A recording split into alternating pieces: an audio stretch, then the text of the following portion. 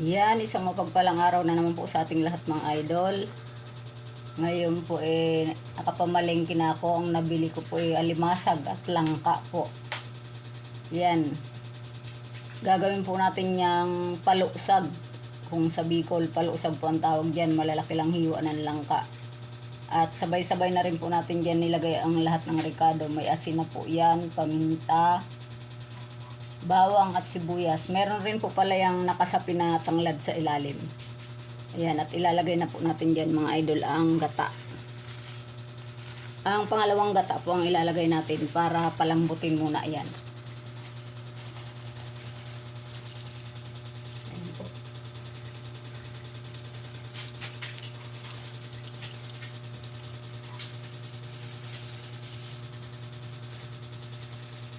Ganyan po mga idol.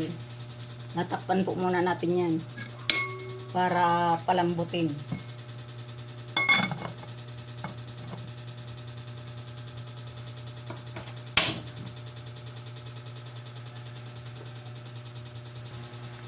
Ayan po mga lods, haluin po natin paminsan-minsan para mabaliktad po ang kanyang mga ricado.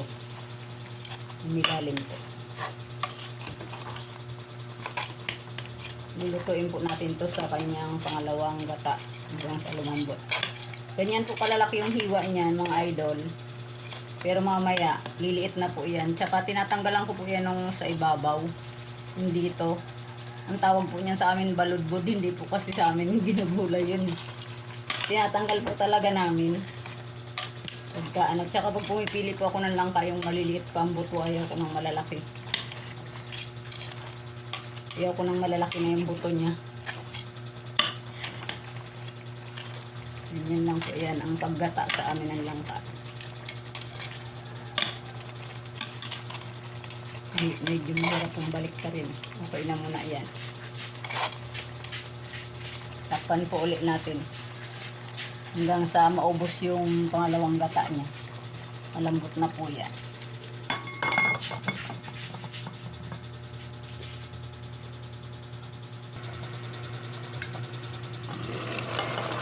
Ayan po mga idol, medyo konti na lang po ang kanyang pangalawang sabaw. Ay pinaluluto natin. Pwede na po natin diyang ilagay ang ating unang gata. Kasi pag pinabayaan pa po nating mahibas yan, didikit po yung langka sa ilalim ng kaldero.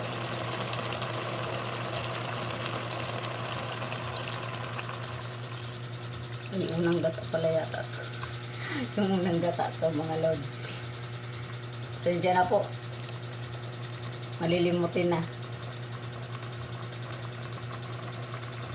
Ilagay na rin po natin dyan ang betchin. Nasa sa inyo po yan kung gaano karami. Kasi ako po hindi po ako naniniwalang masama ang betchin. Kasi ang mga lolo't lola ko po dyan na tumanda. Umabot ng 97 years old. Ang lola ko 94 na. Buhay pa rin, malakas pa. Yan lang naman po ginagamit namin sa probinsya, betchin. Tansya-tansya lang po ang mga idol. Ang pagtimpla. Nasa sa atin lang po yan. Habang nag-ano nga po pala ako dito, bilang pasasalamat po, shout out po sa inyong lahat. Sa lahat po na nakasubscribe sa akin.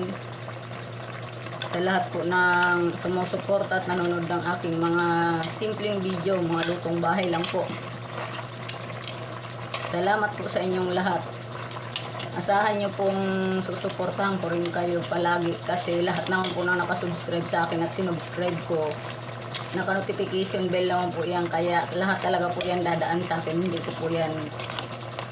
ko man po mapanood agad, pero pag dumaan po yan sa akin, siguradong papanoorin ko po yan ang buong buo. Maraming salamat po sa inyong lahat. God bless po sa inyo.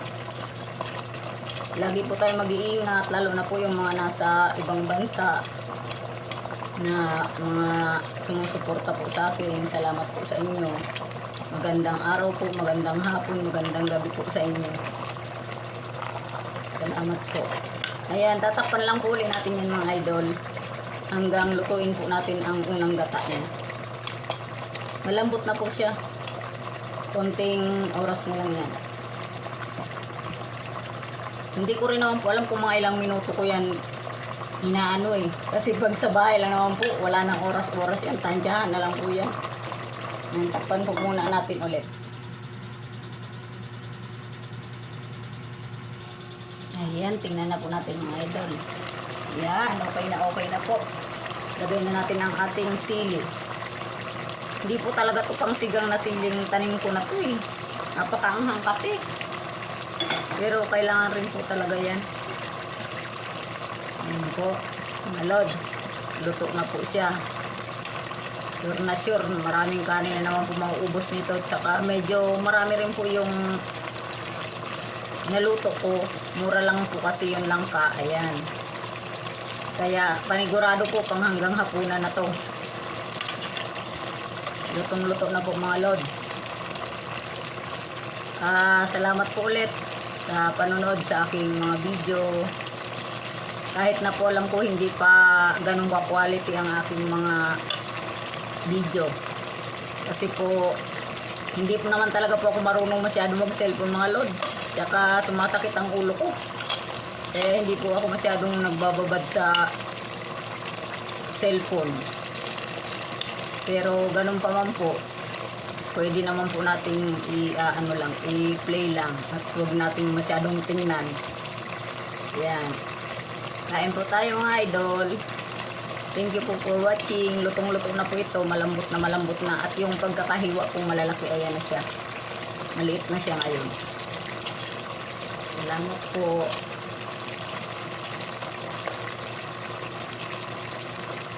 Have a nice day po ulit sa ating lahat.